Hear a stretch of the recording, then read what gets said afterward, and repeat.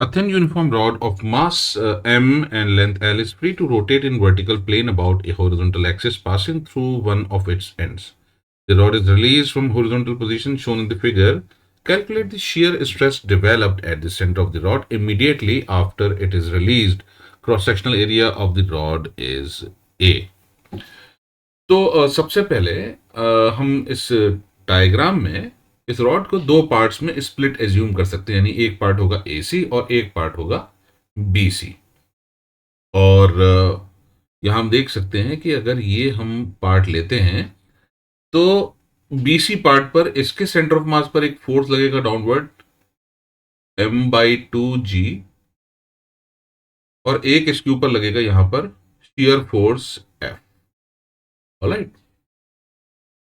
तो under the action of these two forces it will accelerate downwards. तो वो हो जाएगा हमारे पास m/2g minus F will be equal to m/2 into acceleration of part BC। तो ये फर्स्ट एक्सप्रेशन हो जाएगी। अब हमें मालूम है पूरी रॉड का एंगुलर एक्सेलरेशन सेम होगा और इसके सेंटर ऑफ मास पर फोर्स लग रहा है mg।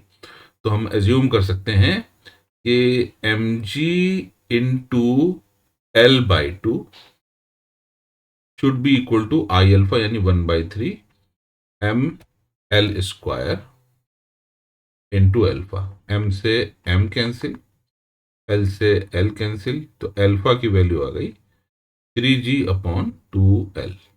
यानी इसके सेंटर ऑफ मास का जो एक्सेलरेशन होगा ये हो जाएगा अल्फा इंटू 3l/4, यानी ये हो जाएगा हमारे पास 3g/2l, 3g/2l into 3l/4, which is l से l cancel, it is equal to 9g/8।